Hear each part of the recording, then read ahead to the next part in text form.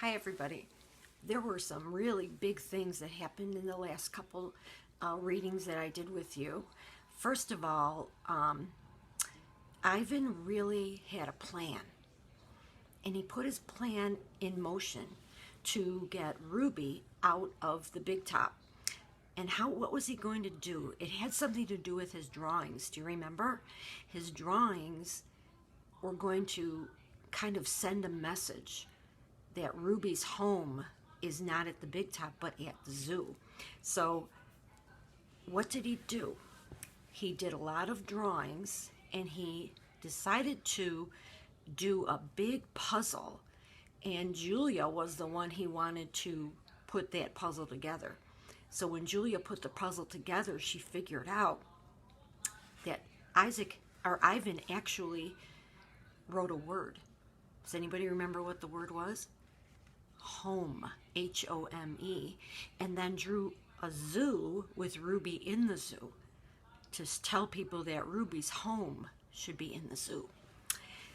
So Mac doesn't know about it yet.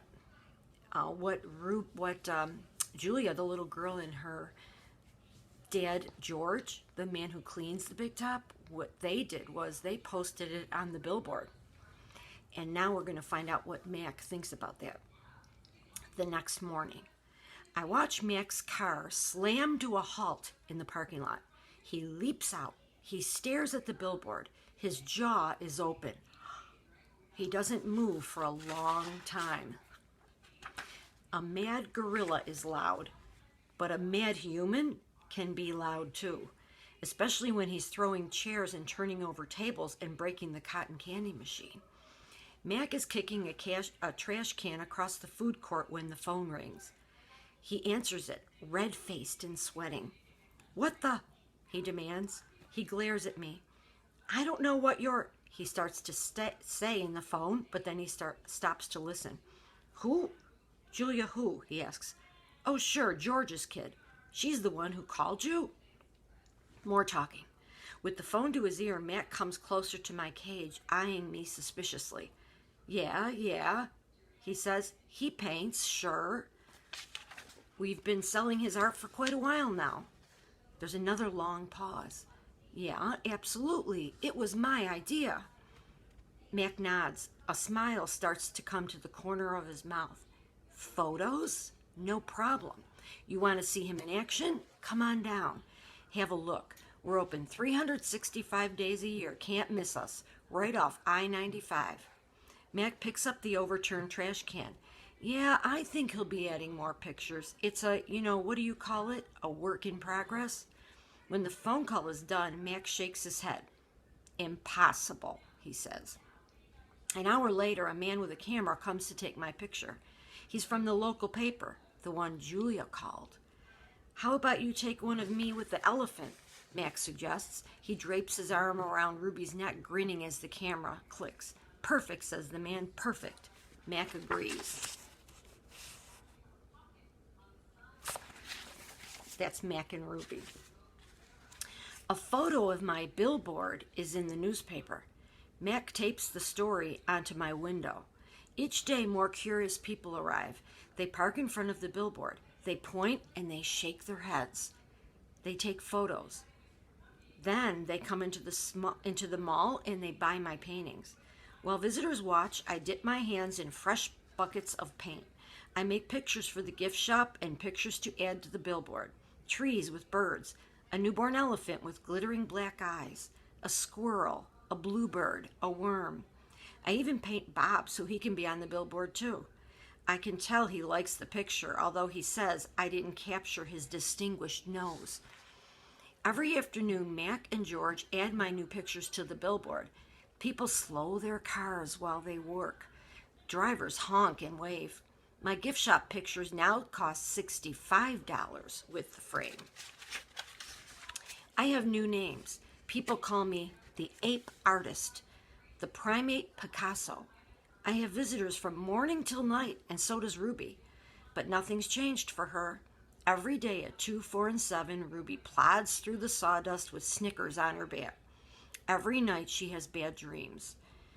"Bob," I say after I've soothed Ruby to sleep with a story, "my idea isn't working." Bob opens one eye. Be patient. I'm tired of being patient, I say.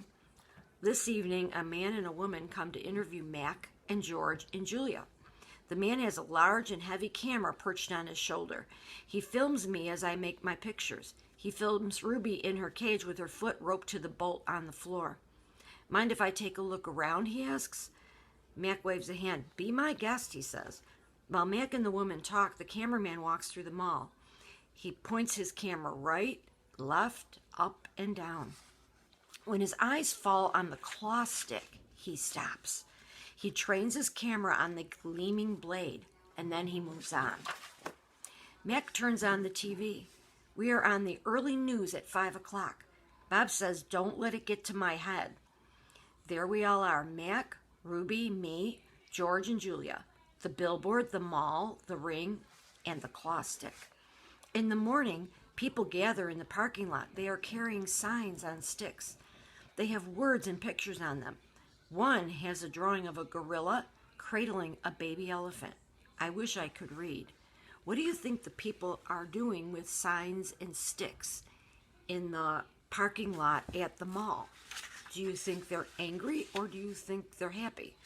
Do you think they're complaining? Do you think they have ideas about what should be done with the animals at the mall? More people come with signs today. They want Ruby to be free. Some of them even want Mac to shut down the mall. In the evening, George and Mac talk about them. Mac says they're protesting the wrong guy. He says they're going to ruin everything. He says, thanks for nothing, George. Mac stomps off. George, holding his mop, watches him leave. He rubs his eyes. He looks worried. Dad, said Julia, looking up from her homework, do you know which sign was my favorite? Which one, says George. The one that said, elephants are people too. George gives her a smile. He goes back to work. His mop moves across the empty food court like a giant brush, painting a picture no one will ever see. And these are some of the signs. Can you read them? Animals need love. Elephants are people too. I have, what does it say? Ivan and Ruby. Free Ruby.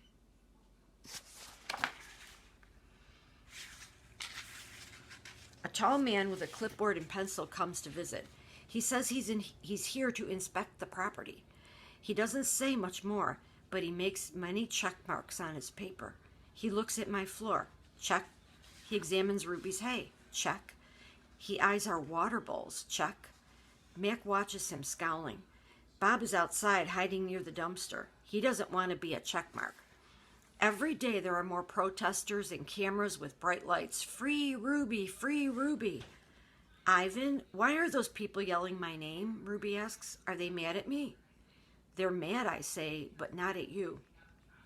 A week later, the inspecting man comes back with a friend, a woman with smart, dark eyes like my mother's.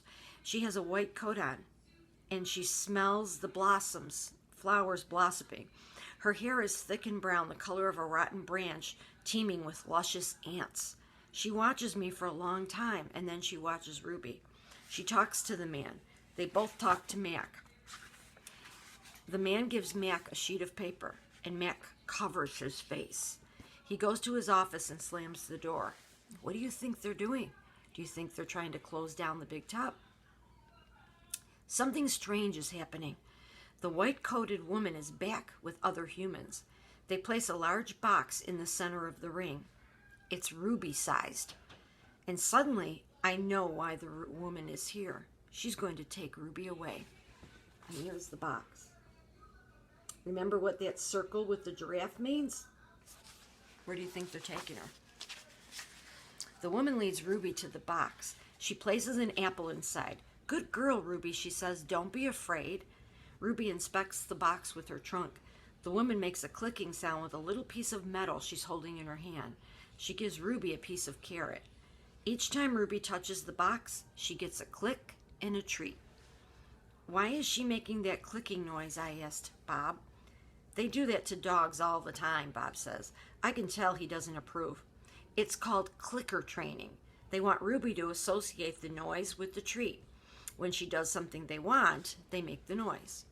Great job, Ruby, the woman says. You're a quick study. After many clicks and carrots, she takes Ruby back to her cage.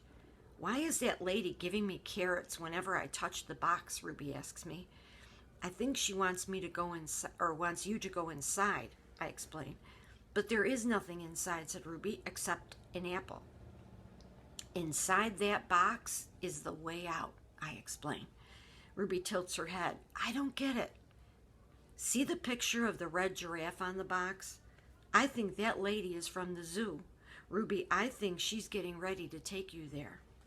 I wait for Ruby to trumpet with joy, but instead she just stares at the box in silence. I'm not sure you understand. That box might be taking you to a place where there are other elephants, I say, a place with more room and humans who care about you. But even as I say these words, I remember with a shudder the last box I was in. I don't want a zoo, said Ruby. I want you and Bob and Julia. This is my home. No, Ruby, I say, this is your prison. The lady comes again. She brings an animal doctor with an awful smell and a dangerous-looking bag. He spends an hour with Ruby, poking and prodding. He looks at her eyes, her feet, her trunk. When he's done with Ruby, he enters my cage. I wish I could hide under knot tag like Bob. Instead, I do a nice, loud chest beat. After a moment, the doctor runs. We're going to need to put this one under, he says. I'm not quite sure what he means, but I strut around my cage feeling like a winner anyway. No one asks me to paint today, and no one asks Ruby to perform. There are no shows and no visitors, unless you count the protesters. Max stays in his office all day.